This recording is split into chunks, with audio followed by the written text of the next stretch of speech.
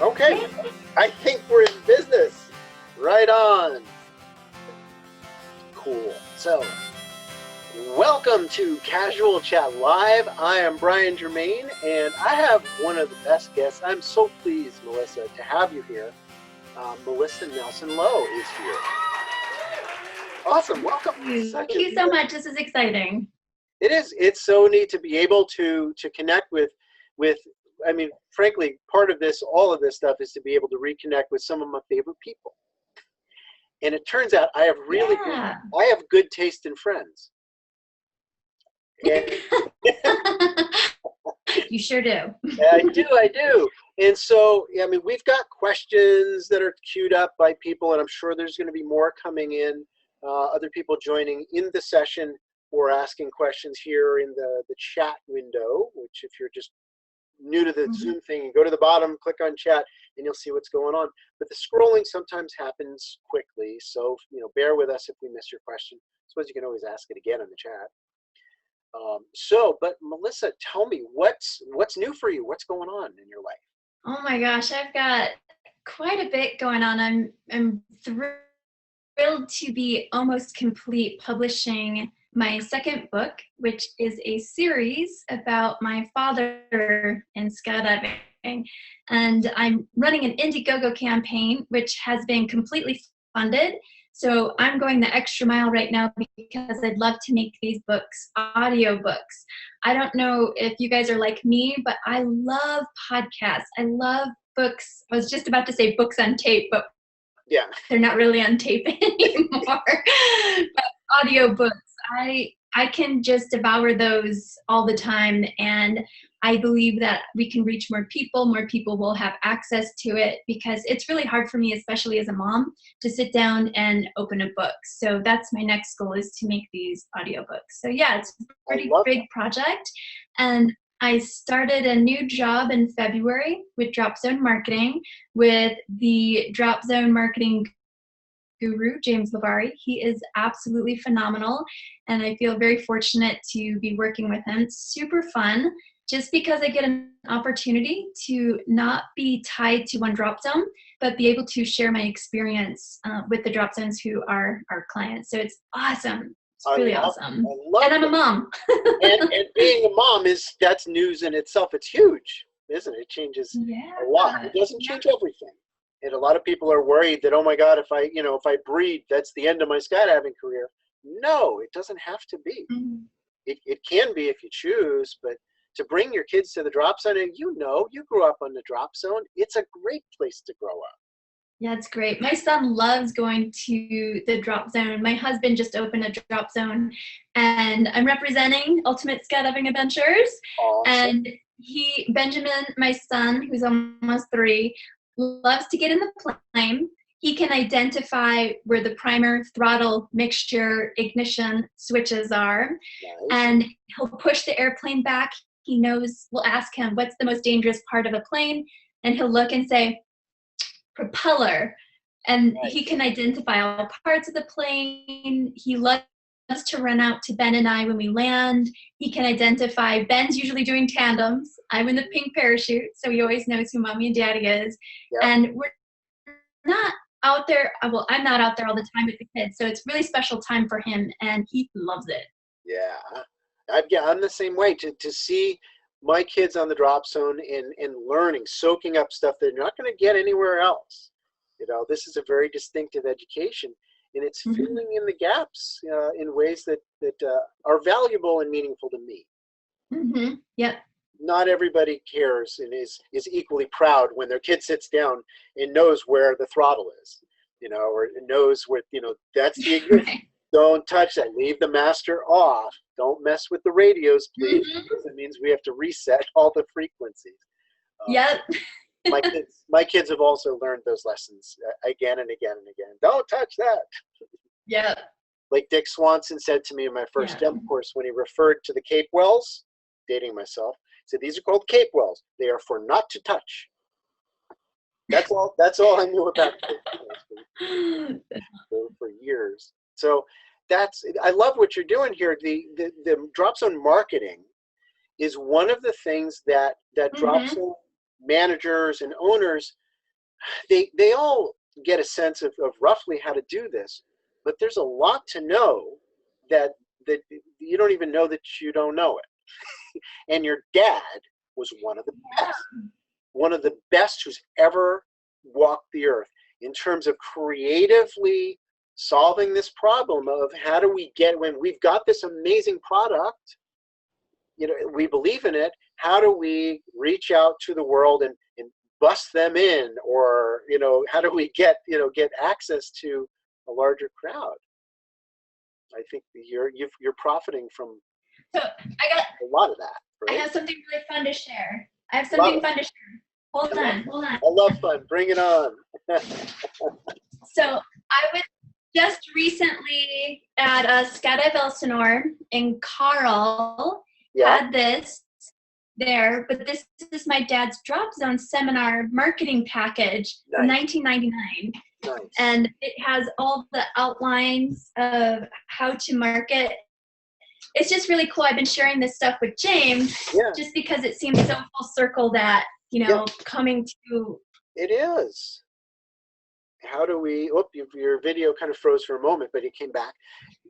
There's core principles that can be laid out in an organized way, like your dad did, and he was obviously pretty damn successful. And I think he had an organized approach, and that was a big part of why he was successful. But I also believe that he had something else going for him that was distinctive, that he had unbridled, authentic love for skydiving. He didn't hold back.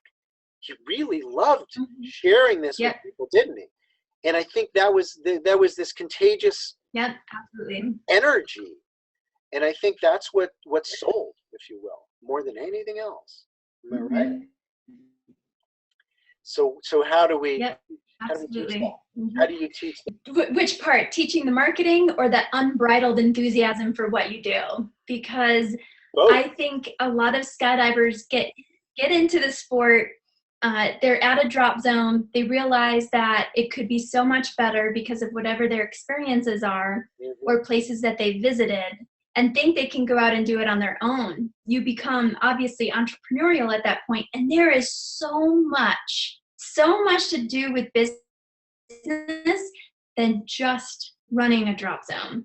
And it is exhausting because you have the whole behind the scenes, and anybody who's a professional skydiver knows it, because you're building your brand, your entity. And if you start from scratch, that's a big mountain to climb. But if you start with a lot of resources and networking before making those steps, you're more apt to be more successful and more apt not to lose your drive.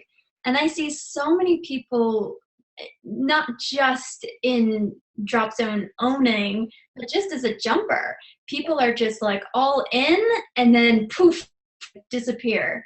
So there's definitely that fun jumper aspect of it, all the way to the drop zone owner aspect of it. Right. Yeah. There's like you say, there is a machine that we build called the drop zone, which is the airplanes and where you're going to pack the parachutes, and you need the right kind of parachutes, the good stuff, right? All of that, but it doesn't do anything until you get some students in there, until you get some jumpers to come to your drop zone, and that's a technology in and of itself, and it's invisible. And I think that's where somebody like you, who has the know-how, and I've run into a number of other folks that are very good at this stuff, and I feel like the technology of how to do that is evolving, isn't it? Right? The Twitter, it didn't exist. Your dad didn't tweet, and so now what else can we do? Didn't tweet.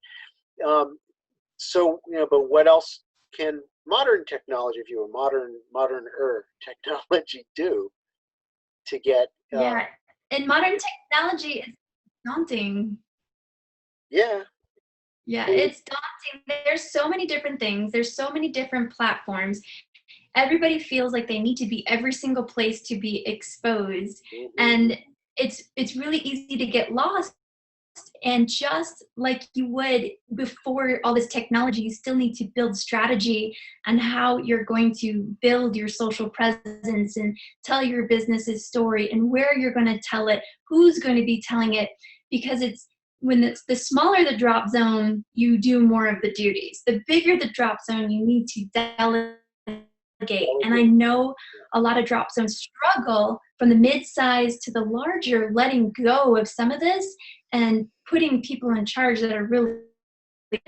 Some people believe that just posting is going to do you good, but it is so different. The one for me, this is a geeky part of me. I thrive on figuring out like what is Facebook changing, why is it changing, and strategizing how I can use that to capitalize on what I do. And there's so many different layers that if I were to tell a drop zone owner all this stuff, they'd look at me like I just want to jump out of planes, which I don't blame them because that's a lot more fun. Yeah, for sure. I just want to also remind our viewers that if you're here on Zoom, drop more questions into chat. We'd love to hear from you. This is an important topic. This is so valuable what we're talking about that it's kind of make or break. Even if you don't own a drop zone, you want to see your drop zone thrive. It's one of the most important concepts. Is that if your drop zone grows, you've got more, in your playground. You've got more places to sleep. Maybe if they get rich enough to build a bunkhouse. All of it grows, and I think that to nurture everyone's abundance, I think that's the secret. That's why I do this. I shine the light on you. It's not about me, because love. Because awesome. Love. James Lavari is amazing. One of the things that I really gravitate towards him, and I have been following James for quite a while, since he was the DZM at Skydive Carolina, because he hired me as a load organizer for Carolina Fest. And after leaving that event, I sat back and went, wow, that was the first time I ever felt like a professional athlete. And I immediately zoomed in on him. I'm like, he's doing something really special. And it really reminded me a lot of the good qualities of my dad that he had in a different package, because he was James, that he was his own person. He had his own stamp and mark from his personal experiences. And before I was even really in a marketing role, my husband sent me out to do one of his seminars that really talked about building the culture and how to do it. He had and I was blown away. I went, whoa, this is all the stuff my dad was doing back then, but he has shifted the perception and carried it on with his own legacy because of his family's business in Antigua, where he's from. And it's just really cool to be a part of his team now, and being able to help drop zones do this whole package, not just marketing, but helping consulting and helping them build the culture at their drop zones. It's pretty dynamic, challenging, and so awesome and fulfilling. For sure. Now, we did have a question coming in chat relative to what we've been talking about here. And it's how do you bring the value of the fireside chat, kind of what we're doing here, but I call it the campfire culture, right? Where we do most of our learning in this sport, to the modern social platforms, and so I think that's really, it's a big question. It's not necessarily a question about the marketing of it, but how do we use this technology, leverage this technology to create a campfire discussion ongoing? I think we can do that, can't we? Yeah, I think it's really great. Melanie Curtis does something called the Virtual Skydiving Center, which I really like, because that really is an encouraging, safe environment for new jumpers. So if you haven't heard of it, check it out. Virtual Skydiving Center, hosted by Melanie Curtis. However, outside the scope of that, I have been saying this for years, but our mentorship has always sucked. And I don't know if I have an absolute answer to that. I think Melanie Curtis is definitely going in a step in the right direction, especially capitalizing on the technologies that we have available to us now.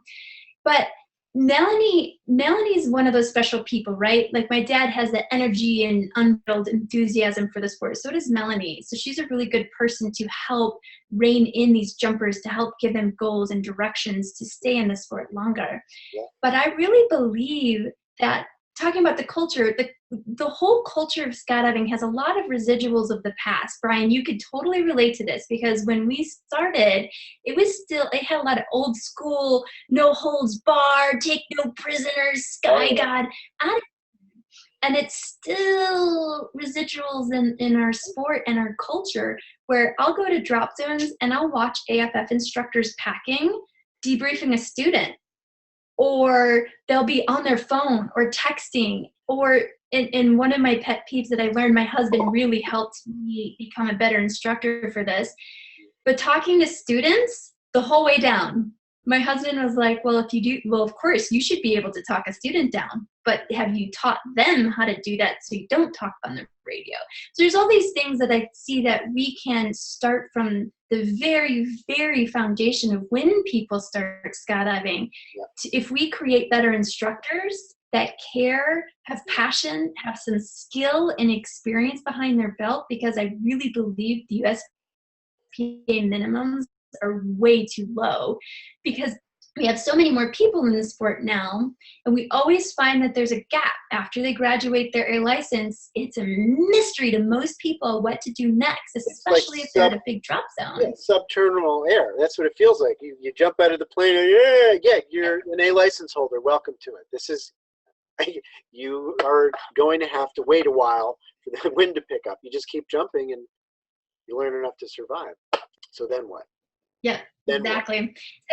So I really think that we need to start changing the culture from the very since we're on the topic, one of my goals in the future is to become national director. I have a lot of ambition. I have no idea what it's going to be like. It's been a while since I've really been that actively involved.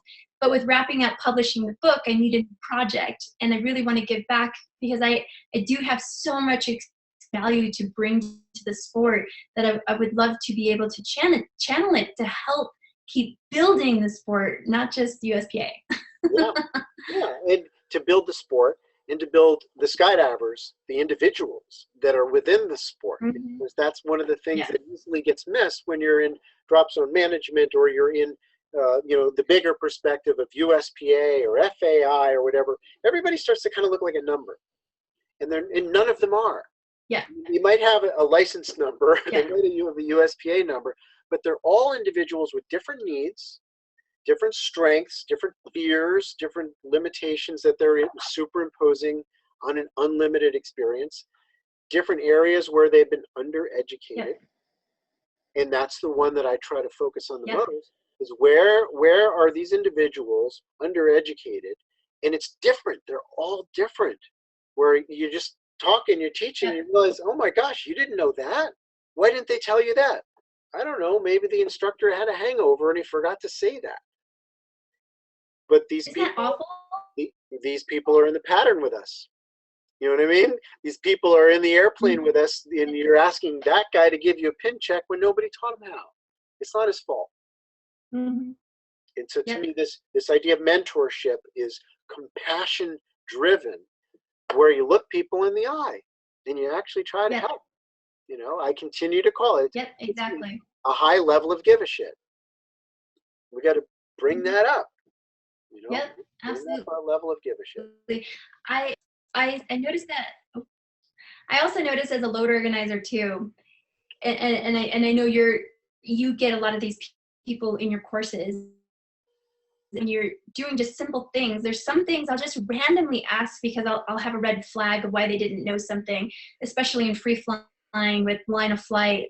Just putting it out there to make sure we're all on the same page and we're all being safe, and asking how people break off. And when someone says they don't understand something, I'll throw it in conversation and ask them, hey, you don't do a gear check. Is there a reason why you don't do a gear check? Hey, you're pilot chute sticking out, or just something. Or I quiz people about exit order. Why do you think it's like this, especially around the 100 jump, just to make sure that they got the information. I noticed a lot of people, younger kids, do get a lot of the information because a lot of this stuff is online, so they can do a little bit of research. So some people do their due diligence and they find the information and put it together, which is awesome. Yeah. But sometimes you still need to have someone tailor it to that person so the concept is whole. Yeah. Expand it in Mm-hmm. a way that makes it their own. And not just Exactly. this disembodied fact. Random factoids floating around in space are kind of useless. I mean, distance from clouds or whatever. First of all, how are you going to measure the distance from the clouds? I want people to be able to, in this moment, while we're in the door, does that look okay to you? That's the kind of stuff, you're under canopy, you're going through your checklist of what is most important to you right now. What's occurring in your stream of consciousness as you visualize your skydive? You just got open. What are you thinking about? Where are you looking? Where's the danger coming from? I think that's the kind of outside the box good coaching and teaching that needs to be continue to grow, because there are people that are kicking butt. They are doing great teaching. Yep. I just want to see everybody do great. Yep, me too. Me too. For sure. Good. Now, there was some other comments. I don't know if you can see the chat here that were coming in with regards to let's see, fireside chat was basically saying old school bonfire. Yeah, which is, I love that. Without everybody being so trashed that they don't remember anything, right? Let's be honest, sometimes people are a little drunk at the campfire, unless you technically, from a psychological standpoint, unless you're drunk when you take the test. If you studied drunk, it's useless information. So I don't think you should be taking the test drunk. So maybe you shouldn't study too. So kudos to Ben. Radio is the assist, learn judgment. Well, this is somebody chiming in saying that we need to be learning judgment, and the radio is a backup, not a primary. Right. Now, have you experimented with teaching without radio entirely? Some people have, some people haven't. Not in AFF, really. In AFF, at least for the first 7 levels, I have most of my experience doing a 20 jump program. So by the time they got to their 7th jump, even though they were still under guidance of an instructor, not just a coach, especially with the program Ben and I developed together, by jump 7, we tried to just ditch the radio. Some people needed it a little bit longer, and how I would teach a class would be giving them all the tools. When I was really current teaching the AFF class, I couldn't do it under 8 hours, and I challenged myself to do it. And there's just something up teaching them. I taught them how to do a gear check. So from their first jump, they were doing their gear check, and myself and the other instructors wouldn't touch their 3 rings and dawdle all over them. We're like, well, I taught you. What do you see? Is it right? And we would teach them how to ask for a gear check, who to ask for a gear check. So anyways, I couldn't lessen and cheapen my class, and doing so, in doing that, I would almost forget to tell them that we were going to put a radio on them. I had one person in a class ask me, like, how do you talk to us? I was like, oh yeah. Oh, by the way, we're giving you a radio.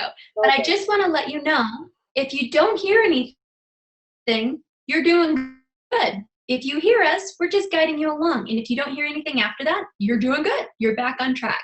Because one thing I liked what Ben said is when we are talking to them, they don't think. They just stop thinking. So I really, really, that's one of my favorite things to do, is to be able to teach them as if they don't have radio. And most of the times, I would say about 50% of the students we would have never really used it. and they just got it because they got the information, they got the guidance. And it's interesting now being a mom, I apply those same things with my kid. I know you do the same thing. Yeah. Yeah. I think that, yeah, exactly.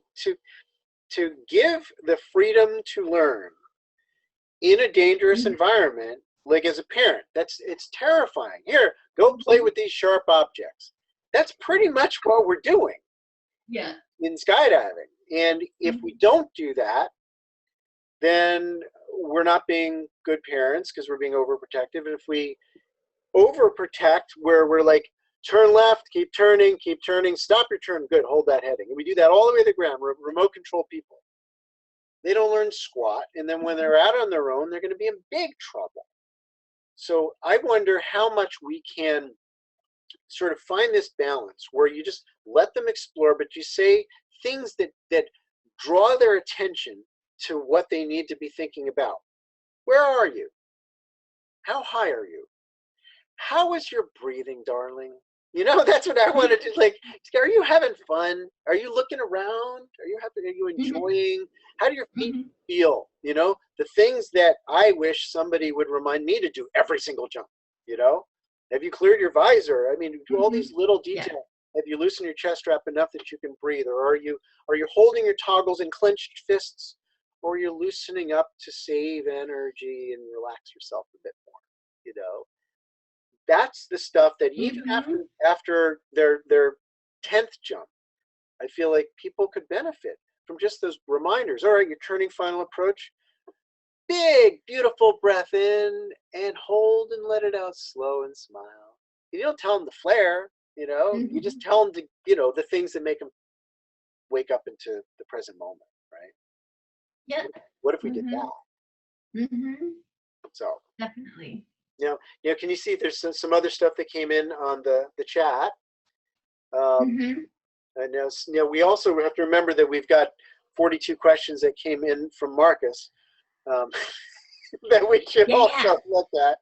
Who did Kate Cooper Jensen didn't get through all of them, so we need to look at those. But I think it's only fair to. So, is there something in here that you wanted to grab? Oh Um, man, Marcus, if you're on, these are awesome questions, by the way. I guess to give the audience a little bit of background, I'm not sure who's all on right now, but I have been doing and a part of world record since 2002 or 3, and pretty much leading all the women's vertical world records with Amy Shemalecki. I participate in the co-ed world record oftentimes as the plane captain. I've done the 151 jump for the cause women's belly flying world record. I've done a women's wingsuit world record, done the upright record, sequential head down record. So I have a lot of experience, and I really like some of the questions that Marcus has, and I think they're the questions that people are afraid to ask. So one of the things that I liked is he was asking, let's see which one. Is there one thing that big wave jumpers are most afraid of? How do you and organizers address this? mm, And it's really interesting because I think people think just because someone's a badass and they've had a lot of experience that everything is all cool, calm, and collective. I have to tell you, I do, because of a lot of the world records I do have a calmness about me because I understand the emotions that are happening. I know that we're all on this journey together. And every world record is different because no skydive is the same. Everything that you've trained up to that point, when you're actually doing the attempts, you now have the pressure, you have judges, you have fans that are expecting, you don't want to go to your home drop zone and be the guy that didn't make it. So there's all these other outside pressures, and especially on social media. So I think it's a little harder now to keep those emotions in check. And I don't know if there's one thing that people are afraid of. if we were to say it, I would say it would be failure. I think people spend so much time and money for this goal, and they do have that expectation. Yeah, that if they don't make it, then they I don't know, they're the loser on the drop zone, or the guy that they'll be known as the guy that didn't make it. I'm about to start a series called I Was Cut from a world record, and it talks about all these people. I got the goosebumps right now because I'm the one who has to cut people on the women's record, and it totally sucks. But I have witnessed some of these women just go back into skydiving and charge and train their asses off and get that world record because they want it so bad, even though it's going to take them an extra 2 years. That to me is awesome. Can you see the goosebumps? I have goosebumps. I know it's like they start to realize it's not who I am, it's just what I did. Who I am is my invention. It's my goal, and it's an ongoing evolutionary process. And I'm not getting married to the results of this specific competition, or if I ended up going to the bench, because I know I'm going to be part of this formation. I just need to keep moving forward. Yeah, I love it. Mm-hmm. Yep.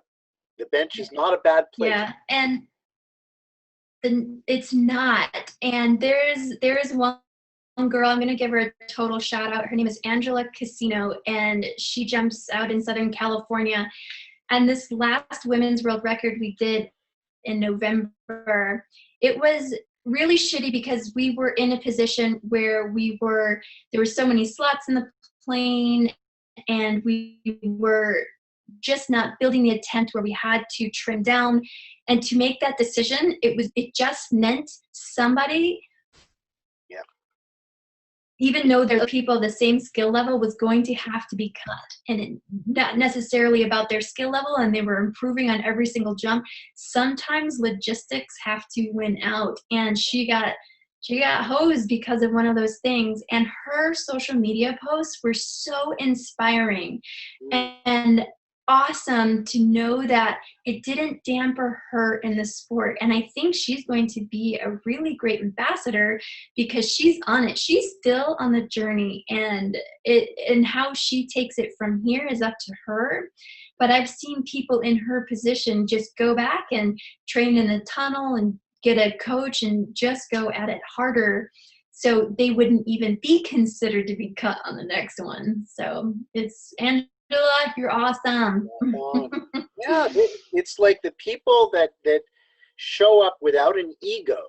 They show up with passion and drive to learn, and sort of that never-ending process of becoming a better skydiver. And I guess who was it, Bob Moore, that said we become better skydivers by being better people. And it turns out it works the other way around too, which is cool.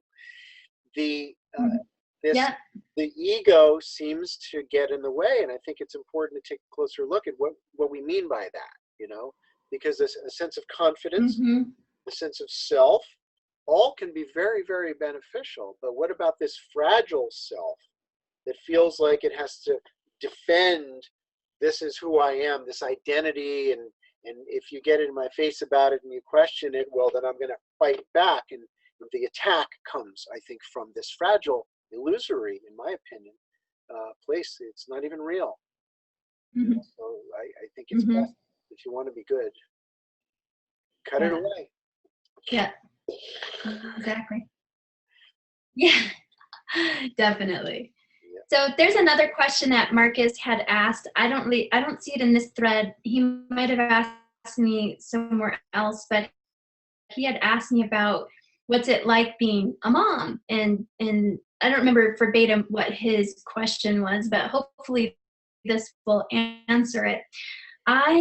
Let's see, I had an emergency C-section with my son, and 2 months later was the vertical sequential world record. In fact, I registered to go to this event because I saw all my friends were going, and I had no idea it was a world record skydive. But even in pregnancy, I kept all my stuff current because that's just what you do. So I show up, and I was 30 pounds heavier than normal, and I completely struggled. But I was in an environment with my friends who were totally encouraging, and they never looked down on me, and they helped me get whatever I need. I got a suit from a friend and everyone.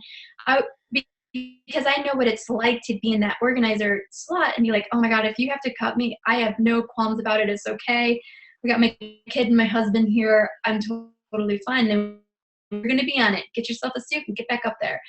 And I was like, wow, they have so much faith and trust in me because they know my skill. I really wasn't current. I did 4 jumps before the record, and I hadn't jumped in a year. So it took me a little bit to blow off the rust and get back to it. And yeah, I was on the attempts. And that was really fun. And not too long after that, I was on, I can't remember, the timeline's a little skewed, but I think it was the upright world record, and soon after that was the co-ed head down world record.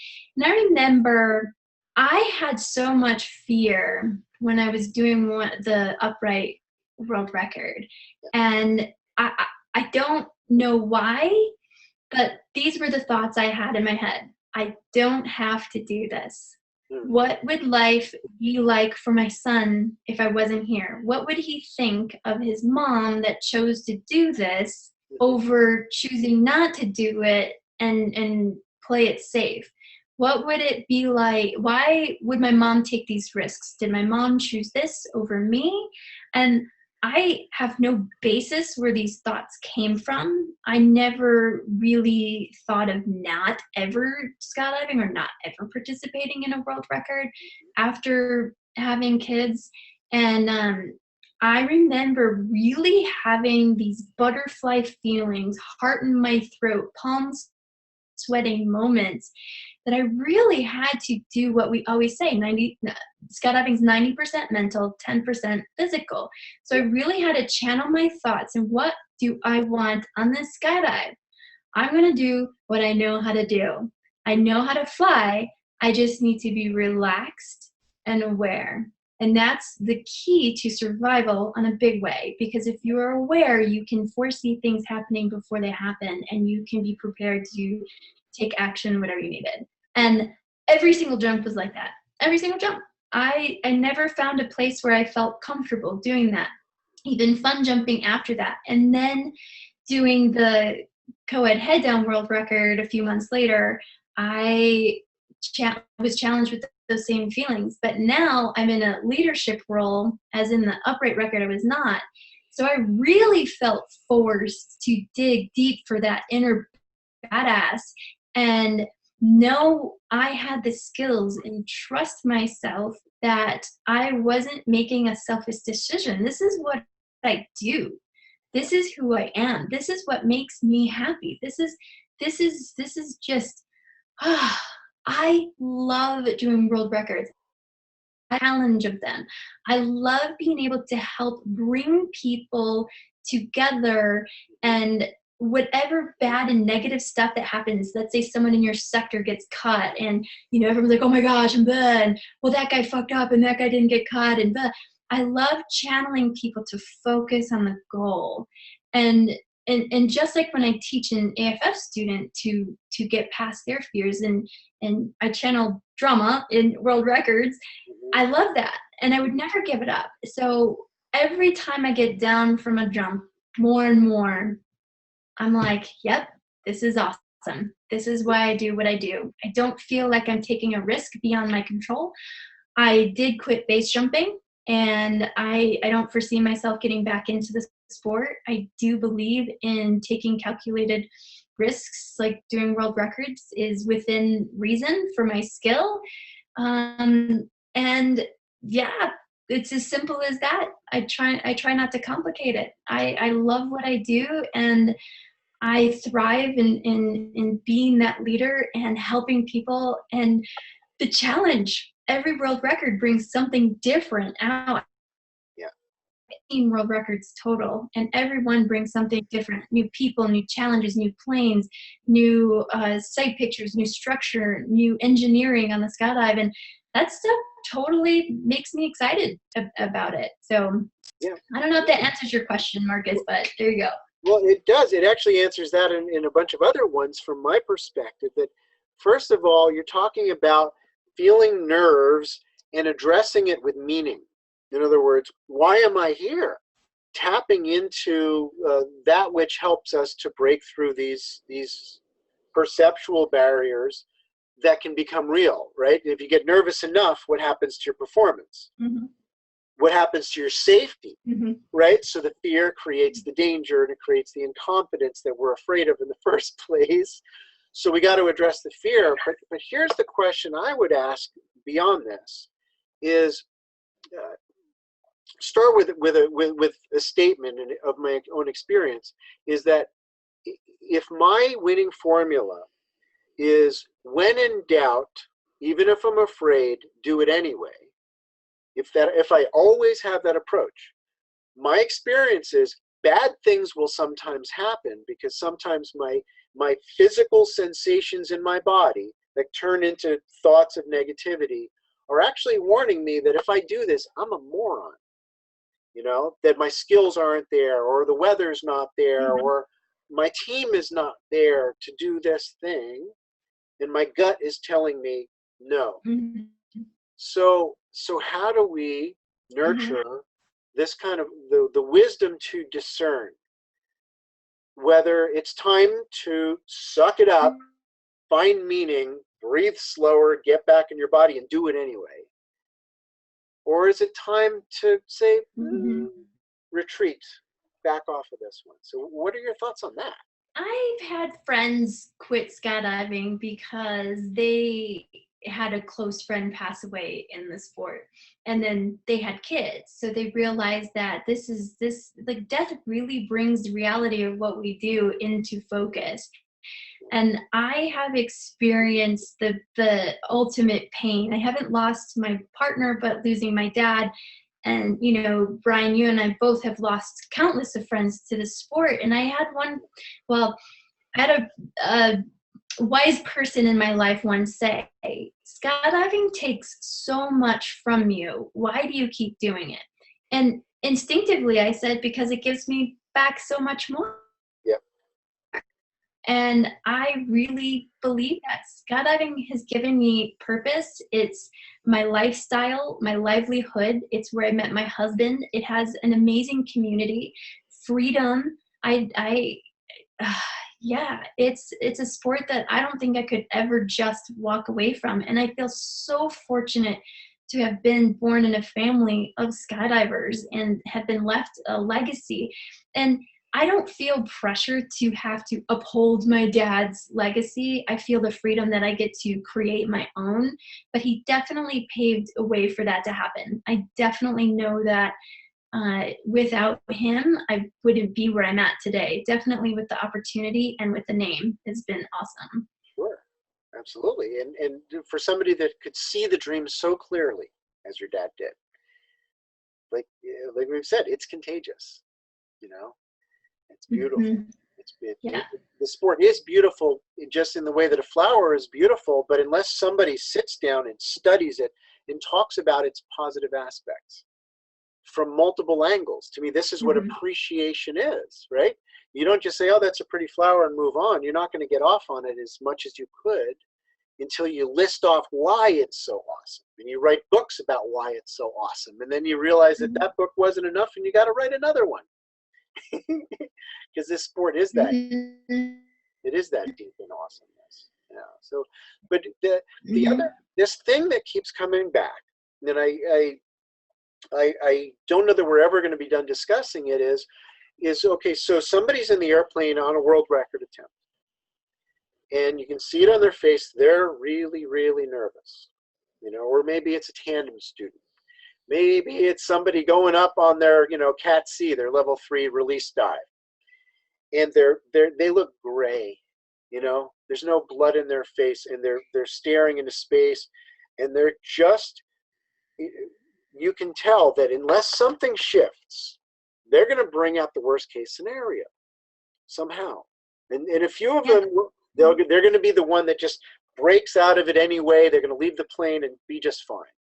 But it seems to me that when somebody turns gray like that, likely, more likely than not, you really need to be saying, something to them at the very least to change the way they feel, or put their seatbelt back on, right? But that's that. Yeah. What do you say? I absolutely agree. And I believe that this all goes along the lines of mentorship, that why it sucks, because most people don't even pick up on these cues. And so people are like, oh, just suck it up, man. Oh yeah, high five. Oh yeah, blue sky, like this. Like I really believe in connection with the person. So I have two stories. So what would I do? I really believe in making eye contact with someone. Sometimes I don't like to interfere if it's someone else's student. If it's someone else's student, I will make eye contact with the instructor for permission to interact with their student, or I would cue in the instructor, you need to pay attention to your student. If I'm allowed into their circle, I would just make eye contact with that student, maybe a hand on the shoulder, and take a breath with them. And because if you're in the plane, it is the worst time to have a conversation, because it's loud, their hearts are racing, and they're just not mentally prepared to absorb whatever you have. That's why I dislike it when instructors are giving the last bit of information right before you leave. I'm like, they didn't hear you. They're not listening. So I like just to make that connection with people and smile. I am big on smiling. I can't tell you how many people tell me, wow, I saw you smile on the plane and everything just calm. I don't even notice I'm smiling all the time. So that means a lot. Another story I want to share is on the last women's world record. It was probably the first time a lot of those negative thoughts about doing what I do as a mom went away. And I had an interesting experience with one of the Aussie girls. And let me tell you, Aussie girls are badass. They're totally tough as nails, can handle, totally adaptable. I love that. And I try to emulate that. So I had a couple of the Aussie girls on my plane, and I was docking on one and another girl. I was closing a pod, and I kept getting there before them. And I told them, like, oh, I'll slow down, don't worry. We should really build in sequence. I don't really see where you guys, because they're floating up, I'm on level, so I don't really see exactly where they are. It's one of those trust factors that you have. And I definitely had it with those girls that I was docking on. And there was one jump, I collided with another girl. No big deal. I remember Jen Sensenbaum, because I was also a plane captain for her, and then her sector. She's like, oh, our leader is gone. And as soon as she had that thought, I was right back in my slot, no drama, our whole section built, whatever. And I honestly, I forgot about it by the time I landed. And we kept doing this same build on every jump. And one jump, I noticed the Aussie girl was questioning something. And I just put my hand on her, and I was like, what's going on? And she goes, I am really afraid that I'm going to knock you out and your mom. And that's really scary for me. And for her to be so open and honest about that, I was like, whoa.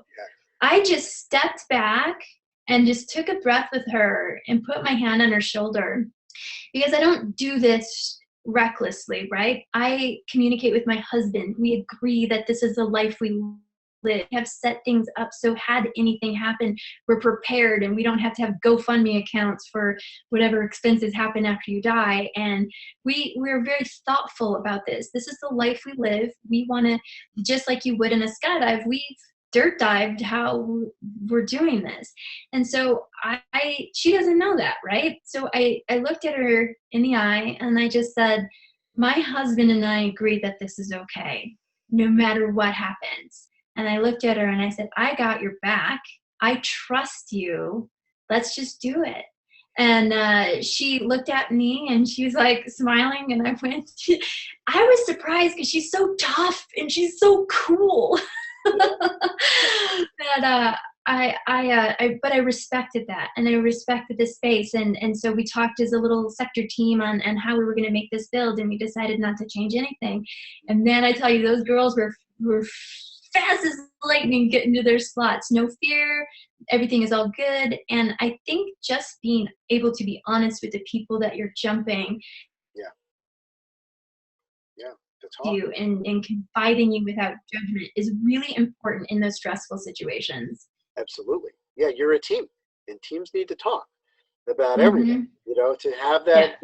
that Mhm. clarifying conversation, because to put a name on a fear is to get control over it to a certain degree, to figure out what is it that I'm afraid of specifically. And there's of course there's multiple Mhm. angles that we have to take on these things that are freaking us out. Sometimes it's complete neurosis and it's based in nothing other than this looks kind of like something that happened a long time ago that ended badly. My Pavlovian conditioning kicking in. But usually it's something that you can Yeah. get a little bit of leverage on as you dig deeper into it and figure it out. And with our friends around us, and I love how you said to make eye contact, to smile, to physically touch the nervous. We talk about the grieving. Well, let's talk about the nervous. Mhm. To me, it's the same Yeah. thing. Just it's like the crying child. Well, what do they really need? They need your love. And Mhm. it's not always easy to love somebody that's acting out or closed off because they don't appear to be asking for it, you know. But Mhm. just like giving water to somebody who's on your mountaineering expedition, they can hold you back if they get dehydrated and fall off the mountain. Yeah. So you take care of everybody because they're part Mhm. of the team. Yeah. Yeah. And I try to, whenever I can in the airplane and I see that nervous person, you know, lay a hand or two, better yet, on them, and just not even move. Just stay there for that, because our rules socially are different in the airplane, aren't they? In terms of what Mhm. physical contact is okay. Yeah. You wouldn't necessarily sit in a business meeting and put your hand on somebody's knee, especially if you don't really know them. Yeah. Isn't it great that our barriers open up when we're in the plane? We could be more loving. Mhm. Mhm. Or some people close down. It's like the elevator syndrome. Like all of a sudden people are like, "Don't touch me. It's weird. We're Yeah. close." Well, yeah, they don't. They're probably the ones that don't need it, but Mhm. the nervous ones, they're really they get a little bit lost, and of course that scared person can hurt other people too. With their Mhm. accidental incompetence from their closedness. So open up the flower. Okay. Mhm. So good. Good, good, good. Well, we're a little bit short on time, and I knew right off the bat that there's no way that Melissa and I are going to get to the end of the questions that come in.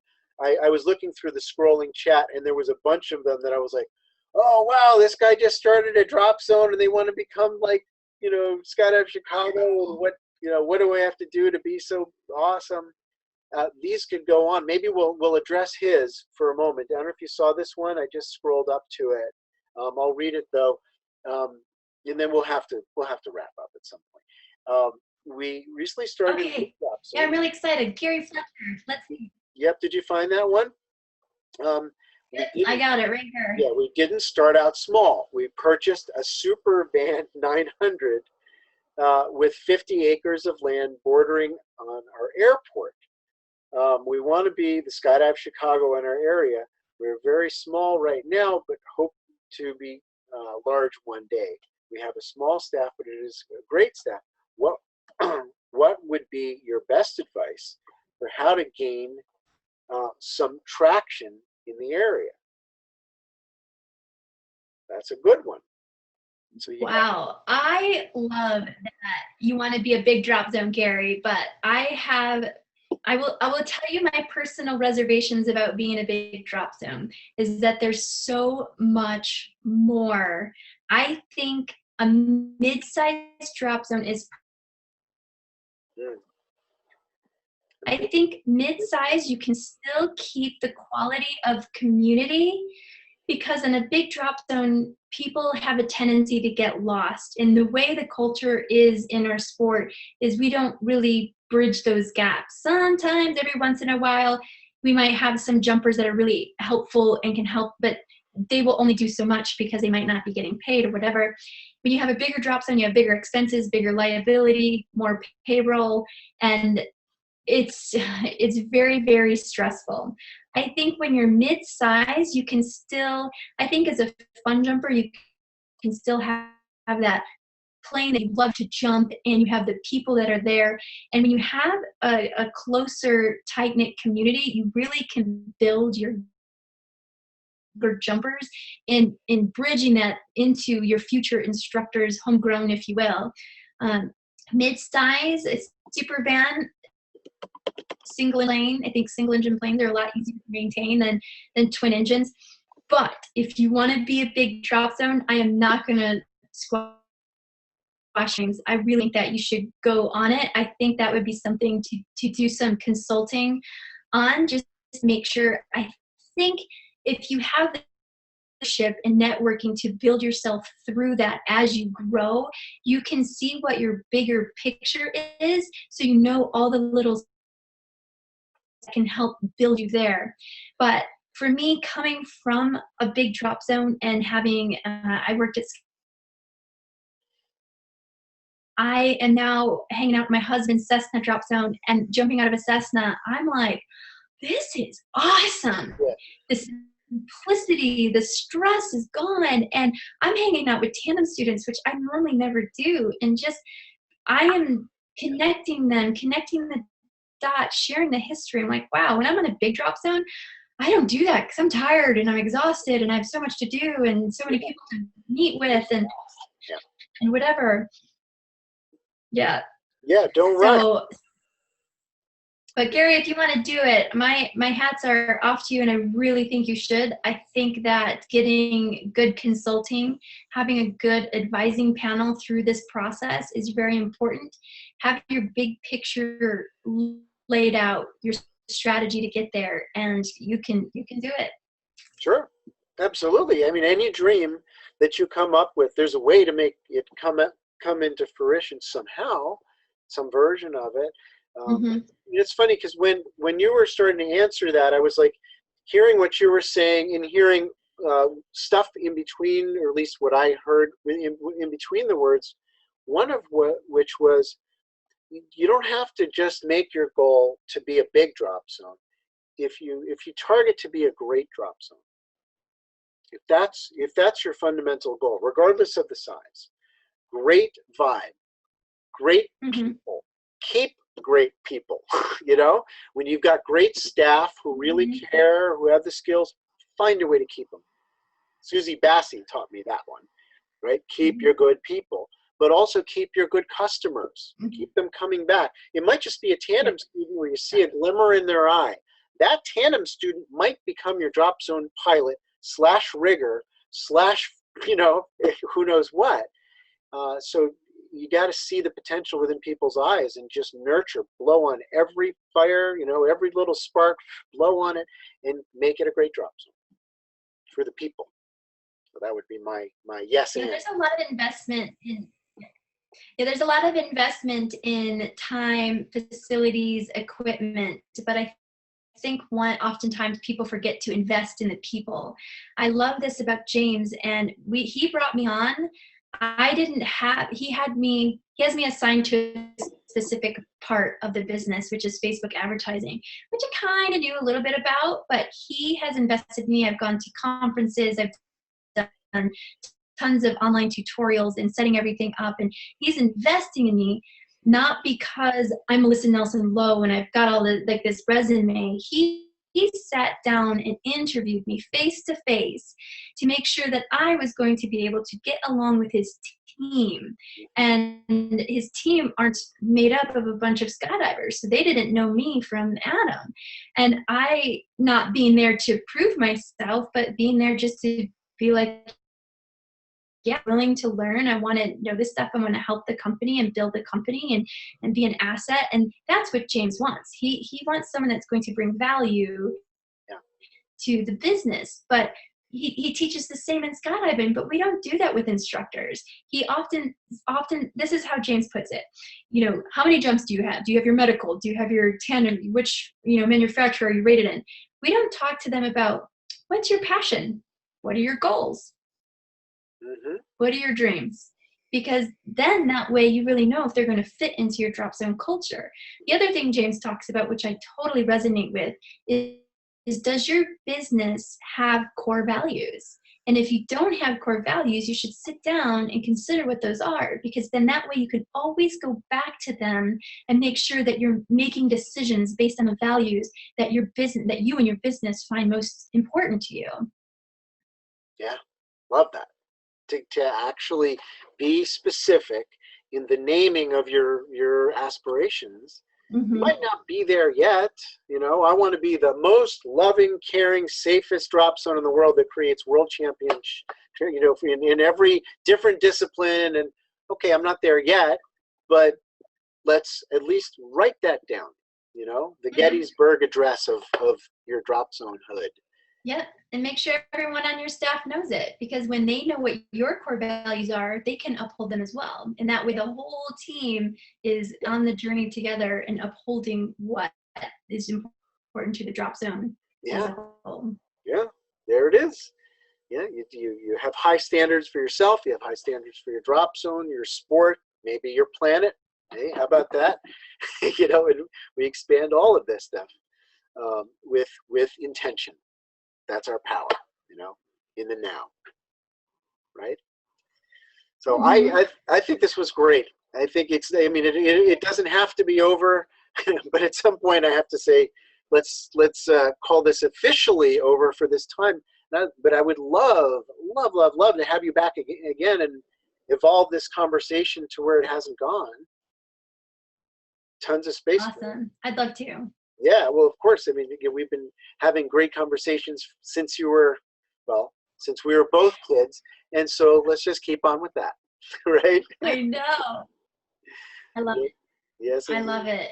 Good, good, good. Well, thank you so much, and you can stick around, and maybe the people that are here on Zoom, we can pop you on, and we can all have kind of a fun conversation for a few before we Yep. deal with other. Sounds good. But thank you so much. Thank you. Thank you. Thank you.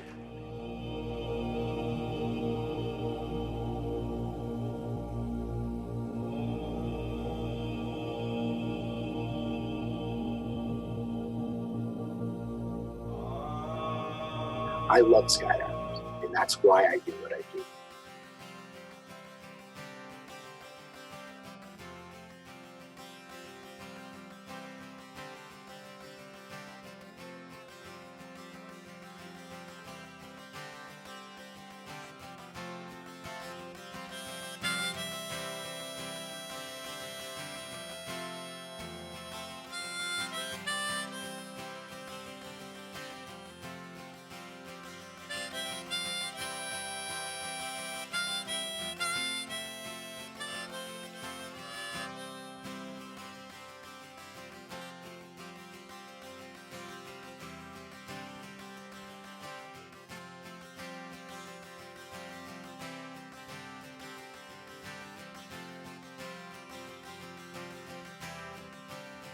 In a silver car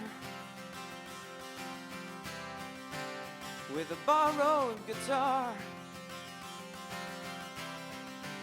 ready to travel so far.